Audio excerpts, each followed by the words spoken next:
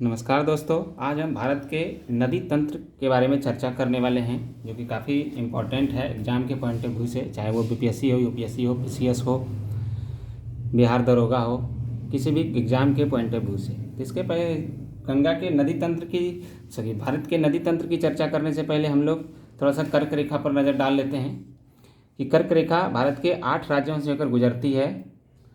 वो कौन कौन से राज्य हैं? तो गुजरात, राजस्थान, मध्य प्रदेश, छत्तीसगढ़, झारखंड, पश्चिम बंगाल, त्रिपुरा और मिजोरम।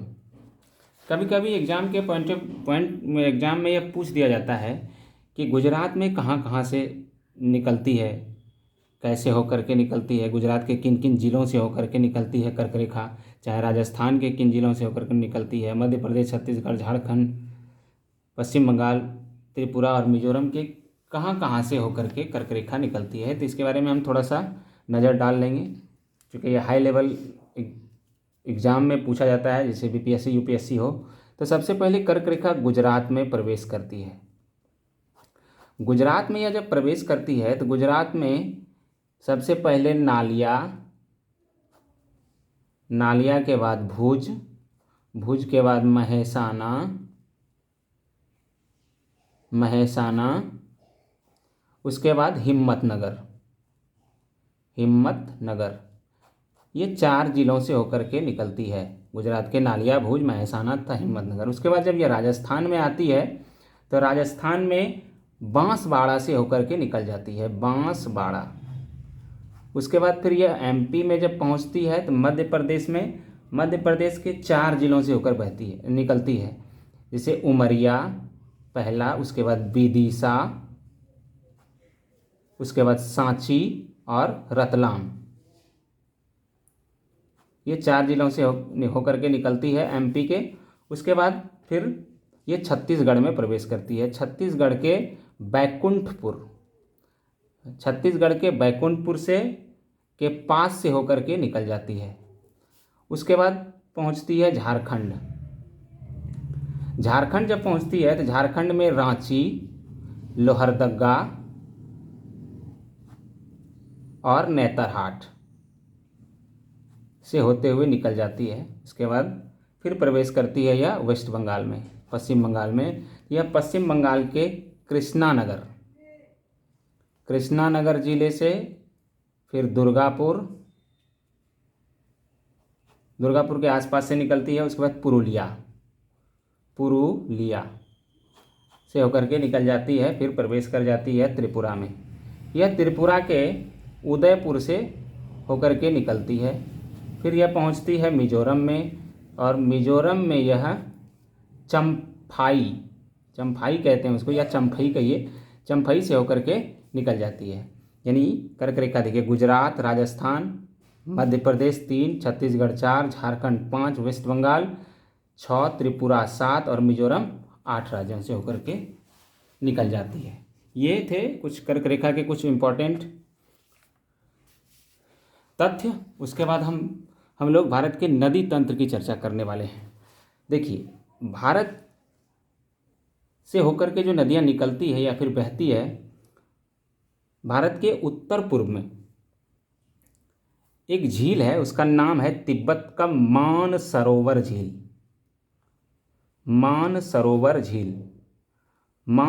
झील से नदी निकलती है जो कि पश्चिम की ओर बहती है। पश्चिम की ओर बहने वाली नदी है एक सिंधु।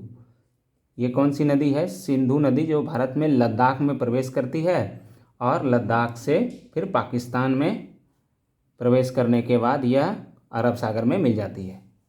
ये है नदी सिंधु, जो भारत की ओर से बहने वाली नदी है, जो तिब्बत के मानसरोवर झील से निकलती है। एक और नदी है सतलज नदी। यह भी तिब्बत के मानसरोवर झील से ही निकलती है और फिर ये सिंधु की सहायक नदी बन जाती है। यह है सतलज नदी। इसी पर भाखड़ा नांगल परियोजना स्थित है, सतलज नदी। उसके बाद देखिए, सिंधु की और भी बहुत सारी सहायक नदियां हैं, जो कि आपको एक सबसे जो लंबी सहायक नदी है वह है आपका चेनाब नदी। तो उसके ऊपर में एक और है, जैसे ये झेलम है, ये भी सहायक है, चेनाब है, रावी है और ब्यास है।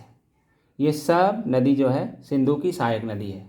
अब देखिए थोड़ा सा हम चर्चा कर लेते हैं कि झेलम नदी निकलती कहाँ से है। ये याद रखिएगा कि सिंधु की सबसे लंबी सहायक नदी है चेनाब नदी, लेकिन सिंधु के नीचे से जो नदी निकलती है वो है झेलम। यह झेलम नदी जो है यह जम्मू कश्मीर के बैरी नाग झील से निकलती है। बैरी नाग झील से, याद रखिएगा, जहाँ भी नाग लगा हुआ हो समझ जाइए कि वह जम्मू कश्मीर से निकल रही है झील। तो झेलम नदी जम्मू कश्मीर के बैरी नाग झील से निकलती है। और चेनाब नदी जो है यह हिमाचल प्रदेश के बाड़ा लाचा दर्रे से निकलती है। बाड़ा लाचा दर्रे से निकलती है और यह भी सिंधु की सहायक नदी है। उसके बाद ये हो गया चिनाब, झेलम हो गया। उसके बाद फिर एक और नदी है ब्यास और रावी, ब्यास प्लस रावी नदी, ये भी सिंधु की सहायक नदी है। यह उत्तराखंड के रोहतांग दर्रे से निकलती है। रोहतांग दर्रे से निकलने वाली नदी है ब्यास और रावी। उसके बाद तो हमारा सतलज है जो तिब्बत के मानसरोवर झील से निकलती है। तो कभी कभी क्वेश्चन में पूछ देता है कि पश्चिम की ओर बहने वाली नदी कौन कौन सी है जो तिब्बत के मानसरोवर झील से निकलती है, तो वो सिंधु और सतलज है जो कि पूर्व से पश्चिम की ओर बहती है। और एक बात यह भी याद रखिए कि जब भारत पाकिस्तान का बंटवारा हुआ था तो उसके बाद 1960 ईस्वी में बहुत सारी ऐसी नदियां थी जो कि पाकिस्तान से होकर के निकलती थी। तो यह पाकिस्तान को यह बहुत बड़ा डर सता रहा था कि भारत कहीं में हम लोगों का पानी बंद नहीं कर दे। तो ये सिंधु नदी जो है, सिंधु नदी को पाकिस्तान की जीवन रेखा भी कहते हैं। पाक की जीवन रेखा कौन सी नदी है? सिंधु नदी। सिंधु नदी को पाकिस्तान की जीवन रेखा कहते हैं। तो ये जब डर था तो एक बार 1960 ईस्वी में 1960 याद रखिएगा, 1960 ईस्वी में सिंधु जल समझौता हुआ था। इस समझौते में उस समय भारत के तत्कालीन प्रधानमंत्री थे पंडित जवाहरलाल नेहरू, भारत के पहले प्रधानमंत्री भी थे वो। भारत के उस समय तत्कालीन प्रधानमंत्री JL नेहरू और पाकिस्तान के राष्ट्रपति थे अयूब खान, शायद हाँ अयूब खान थे। उन दोनों के बीच सिंधु जल समझौता हुआ था 1960 ईस्वी में, जिसमें यह कहा गया था कि सिंधु, झेलम और चिनाब इन नदियों का लगभग 80% पानी पाकिस्तान उपयोग करेगा। यानी कि ऊपर के तीन नदियाँ जैसे सिंधु, झेलम और चिनाब हो गया, इन तीनों नदियों का 80% पानी का उपयोग पाकिस्तान करेगा और 20% पानी का उपयोग भारत करेगा। और उसके नीचे जो तीन नदियाँ थी रावी, ब्यास और सतलज, इन तीनों नदियों के 80% पानी का उपयोग भारत करेगा और 20% भाग का उपयोग पाकिस्तान करेगा। ऐसा समझौता हुआ था, यह याद रखिएगा। उसके बाद ये लगभग सिंधु नदी जो है, जो तिब्बत के मानसरोवर झील से निकलती है, लगभग 2900 किलोमीटर की दूरी, शायद नहीं 2900 किलोमीटर नहीं, याद नहीं आ रहा है, याद आएगा तो हम आप लोगों को बता देंगे कि ये सिंधु नदी जो है भारत की ओर से तो बहती है। उसके बाद इसकी सहायक नदियां हैं। उसके बाद एक और नदी इधर से निकलती है, ब्रह्मपुत्र नदी, नाम सुने होंगे। ब्रह्मपुत्र नदी जो पूर्व की ओर बहने वाली नदी है और यह भी तिब्बत के मानसरोवर झील से निकलती है। चाइना है इधर हमारा, इधर ये पाकिस्तान है, इधर अफगानिस्तान है। ये देखिए, जब चाइना में इसका नाम पड़ जाता है सिंधु नदी का तिब्बत में इसका नाम सांगपो पड़ता है, या फिर इसको हम लोग प्योंगयांग भी कहते हैं। प्योंगयांग सिंधु नदी भारत की ओर से बहने वाली सबसे लंबी नदी है सिंधु नदी। सिंधु नदी जब अरुणाचल प्रदेश में प्रवेश करती है तो इसका नाम पड़ जाता है दिबांग, दिबांग या दिहांग, याद रखिएगा। पूर्व की ओर बहने वाली नदी है जो तिब्बत के मानसरोवर झील से निकलती है। ब्रह्मपुत्र नदी जो पूर्व की ओर बहती है, यह तिब्बत से होते हुए, तिब्बत में इसका नाम सांगपो या प्योंगयांग, और यह जब अरुणाचल प्रदेश में प्रवेश करती है तो इसका नाम पड़ जाता है दिबांग या दिहांग। और फिर यह अरुणाचल प्रदेश में प्रवेश करने के बाद असम में प्रवेश करती है। असम में जब प्रवेश करती है तो यह ब्रह्मपुत्र नदी द्वारा बना एक भारत का सबसे बड़ा नदी द्वीप है। याद रखिएगा, इसका नाम है माजुली। माजुली द्वीप, असम में माजुली द्वीप है जो भारत का सबसे बड़ा नदी द्वीप है। और यह जब असम होते हुए जब मेघालय में प्रवेश करती है तो ब्रह्मपुत्र नदी का नाम पड़ जाता है जमुना। क्या पड़ जाता है? जमुना। और इसके बाद यह जब बांग्लादेश होते हुए बांग्लादेश में प्रवेश करती है, इसका नाम जमुना। और बांग्लादेश से होते हुए जब बंगाल की खाड़ी में मुहाने पर मिल जाती है तो इसी मुहाना को हम लोग मेघना के नाम से जानते हैं। क्या, किस नाम से जानते हैं? मेघना के नाम से। ये हुए कुछ भारत की नदियों के बारे में चर्चा। और ये शायद सिंधु नदी की लंबाई शायद 2900 किलोमीटर है, जो भारत की ओर से बहने वाली सबसे लंबी नदी है। और इसका बहुत सारा नाम भी है। चाइना या तिब्बत में इसको सांगपो या प्योंगयांग कहते हैं। अरुणाचल प्रदेश में दिबांग या दिहांग कहते हैं। हाँ, एक बात और है कि सिंधु की और भी बहुत सारी सहायक नदियाँ हैं। एक शायद नदी का नाम है लोहित नदी। इसको हम लोग खूनी नदी के भी नाम से जानते हैं।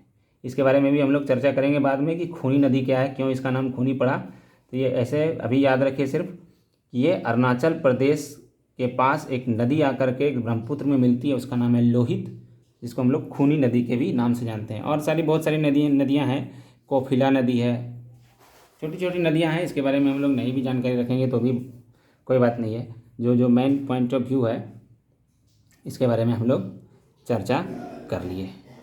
अब हम लोग दूसरा चीज़ देखते हैं कि गंगा नदी। गंगा नदी क्या है? गंगा कहाँ से निकलती है? देखिए, गंगा नदी गौमुख, उत्तराखंड के गंगोत्री या गौमुख हिमानी से होकर के निकलती है। और यह जब निकलती है इस उत्तराखंड से तो इसका नाम उस समय रहता है भागीरथी। और यह भी याद रखिएगा कि गंगा नदी जो है भारत के कितने राज्यों से होकर बहती है, इसके बारे में भी हम लोग चर्चा कर लेते हैं। गंगा नदी भारत के लगभग 5 राज्यों से होकर गुजरती है। कहीं कहीं आपको 4 भी मिलेगा, लेकिन 5 याद रखिए। अब क्यों 5 याद रखिए, इसके बारे में हम लोग चर्चा करते हैं। सबसे पहले तो उत्तराखंड से यह निकलती है। उत्तराखंड से निकलने के बाद यह उत्तर प्रदेश में प्रवेश करती है। उत्तर प्रदेश के बाद यह बिहार और यह झारखंड के बिल्कुल ऊपर से निकल जाती है। यही कहीं कहीं नहीं दिया रहता है। यह झारखंड के बिल्कुल ऊपर से निकल जाती है और उसके बाद फिर पश्चिम बंगाल में चली जाती है। यानी 5 राज्य हो गया, उत्तराखंड, यूपी, बिहार, झारखंड और पश्चिम बंगाल। अब इस गंगा के बारे में हम लोग थोड़ा चर्चा कर लेते हैं। भारत में गंगा की लंबाई कितनी है? भारत की सबसे लंबी नदी अगर पूछे तो वो हो जाएगा गंगा, और इसकी लंबाई है 2525 किलोमीटर। गंगा की लंबाई कितनी है? 2525 किलोमीटर। और गंगा निकलती कहाँ है? तो गौमुख हिमानी से। हिमानी का मतलब होता है ग्लेशियर, जिसको हिंदी में हम लोग हिमानी कहते हैं। तो गंगा की लंबाई है भारत में 25 किलोमीटर। और यह भी बात याद रखिए, गंगा जब बांग्लादेश में प्रवेश करती है, बांग्लादेश में जब प्रवेश करती है गंगा, तो इसका नाम पड़ जाता है पद्मा। पद्मा कहते हैं इसको। गंगा को बांग्लादेश में पद्मा नदी के नाम से जानते हैं। गंगा की लंबाई 2525 किलोमीटर है। और गंगा की सबसे लंबी सहायक नदी, यह भी पूछ देता है कभी कभी एग्जाम में कि गंगा की सबसे लंबी सहायक नदी कौन सी है। तो गंगा की सबसे लंबी सहायक नदी पूछेगा तो ये हो जाएगा यमुना। यमुना, इसकी लंबाई है शायद 1325 या 26 किलोमीटर। कहीं कहीं 25 भी दिया रहता है, लेकिन 1326 या 25, ठीक है। और यह नदी जो है यह उत्तराखंड के बंदरपूछ से निकलती है। उत्तराखंड के बंदरपूछ से होकर के निकलती है और यह गंगा में मिल जाती है। और यह यमुना जो है, यमुना काफ़ी प्रदूषित नदी है। यह भी कहते हैं कि भारत का सबसे प्रदूषित नदी कौन सा है, तो इसमें हम लोग यमुना को टारगेट करेंगे, क्योंकि यमुना दिल्ली में जो है इतनी प्रदूषित है कि इसका पानी काला हो गया है। इतना काला हो गया है कि पूछिए मत। जैसे नाले का पानी होता है ना, उससे भी ज़्यादा काला हो जाता है। अब थोड़ा सा गंगा के बारे में और जानकारी ले लेते हैं कि गंगा है क्या। हाँ, गंगा को एक बात और, गंगा को 2008 ईस्वी में राष्ट्रीय नदी के रूप में भी इसको दर्जा मिला था। राष्ट्रीय नदी के रूप में 2008 में इसको दर्जा मिला। और राष्ट्रीय जलीय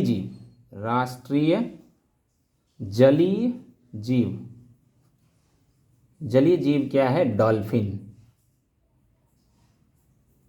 डॉल्फिन है भारत का राष्ट्रीय जलीय जीव।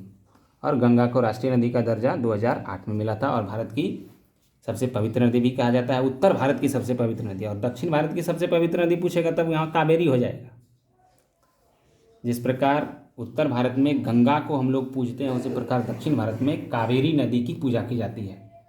और गंगा की और भी बहुत सारी सहायक नदियां हैं, काली सिंध, कैन, बेतवा, तिस्ता, जो कि निकलती है विंध्याचल पर्वत से। काली सिंध, कैन, बेतवा, तिस्ता, ये भी गंगा की सहायक नदी है। उसके बाद एक और राजस्थान के अरावली पर्वत श्रेणी से निकलती है।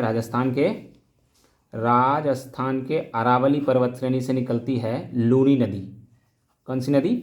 लूनी नदी यह कच्छ के रन में समाप्त हो जाती है। कच्छ का जो रन है ना, ये गुजरात में, देखिए गुजरात में एक कच्छ का रन है। यहीं राजस्थान के अरावली पर्वत से, जो कि सबसे पुरानी पर्वत श्रृंखला है भारत की, यहाँ से निकलती है और यह कच्छ के रन में जाकर के समाप्त हो जाती है।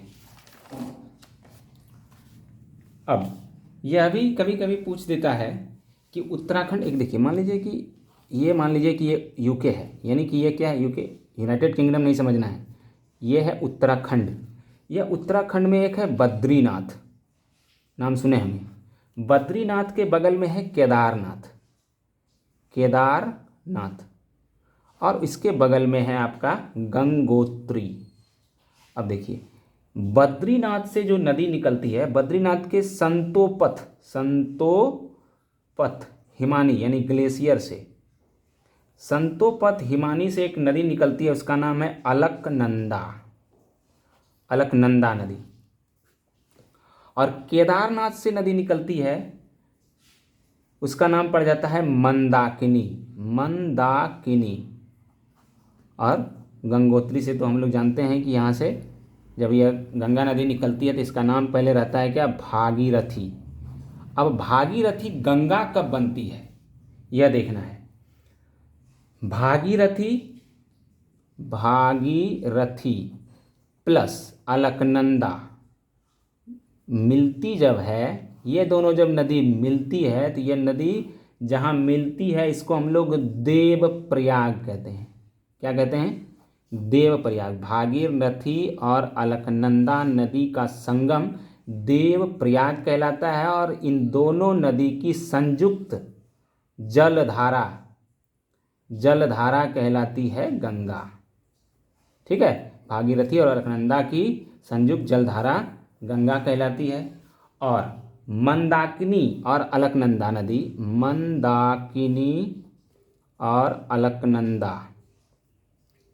ये दोनों मिलती है कहाँ? रुद्रप्रयाग में मिलती है। ठीक है, और भी बहुत सारी नदियां हैं दक्षिण भारत की, जिसकी जानकारी हम लोग हल्के हल्के ले लेते हैं। जैसे कृष्णा, कोयना, बेन्ना, ये सब नदी है। सावित्री और गायत्री, ये सभी भारत में बहुत सारी नदियां हैं। जर्मनी का एक नाम सुनेंगे, जर्मनी की राजधानी है बर्लिन। वहाँ एक नदी है, याद नहीं आ रहा है, जर्मनी में एक नदी है जिसका नाम है, वहाँ उस नदी की विशेषता क्या है? इतना पानी उसका साफ है कि अगर 1 रुपया वाला सिक्का भी उसमें डाल दीजिएगा तो वह दिखाई दे देता है, चाहे वो जितनी भी गहराई पर हो। इतना साफ नदी है। हाँ सॉरी, राइन नदी है, याद आया। जर्मनी में एक राइन नदी है जिसका कि पानी सबसे ज़्यादा साफ है। अब यह देख लेते हैं, यह कृष्णा, कोयना, बेन्ना और सावित्री और गायत्री नदी जो है, यह सब निकलती कहाँ से है? यह सब नदी जो है यह महाराष्ट्र के महाराष्ट्र के महाबलेश्वर से निकलती है। कहाँ से? महाबलेश्वर से। कहाँ से? महाबलेश्वर से निकलती है कृष्णा नदी। महाभारत कहते हैं, महाराष्ट्र के महाबलेश्वर से निकलती है। इसकी लंबाई लगभग 1400 किलोमीटर के आसपास है। यह दक्षिण भारत की दूसरी सबसे लंबी नदी है। यह भी याद रखेगा, कृष्णा नदी दक्षिण भारत की दूसरी सबसे लंबी नदी। ठीक है। उसके बाद हम लोग आते हैं गोदावरी नदी के बारे में पढ़ लेते हैं थोड़ा सा। गोदावरी, ये भी दक्षिण भारत की वृद्ध गंगा के नाम से इसको जाना जाता है। यह दक्षिण भारत की दूसरी सबसे लंबी नदी है। ये दक्षिण भारत की सबसे लंबी है। दूसरी सबसे लंबी नदी तो कृष्णा है।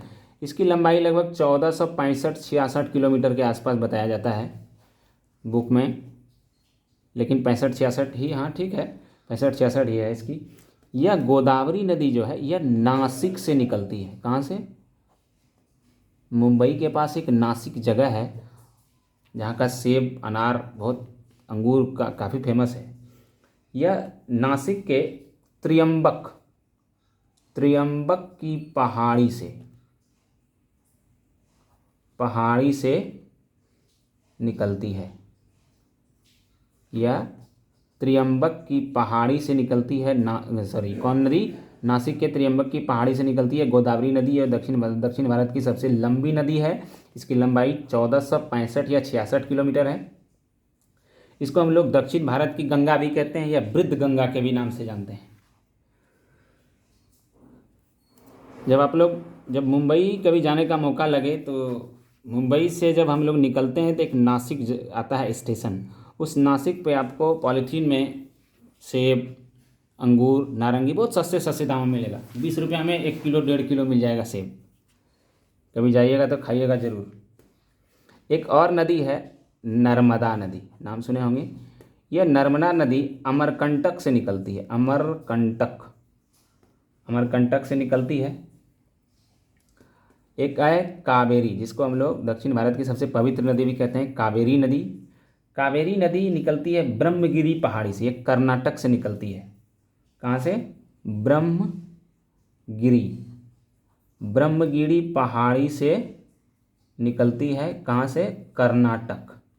कर्नाटक के ब्रह्मगिरी पहाड़ी से निकलती है और बंगाल की खाड़ी में जाकर के मिल जाती है। इसकी लंबाई 800 किलोमीटर के आसपास है।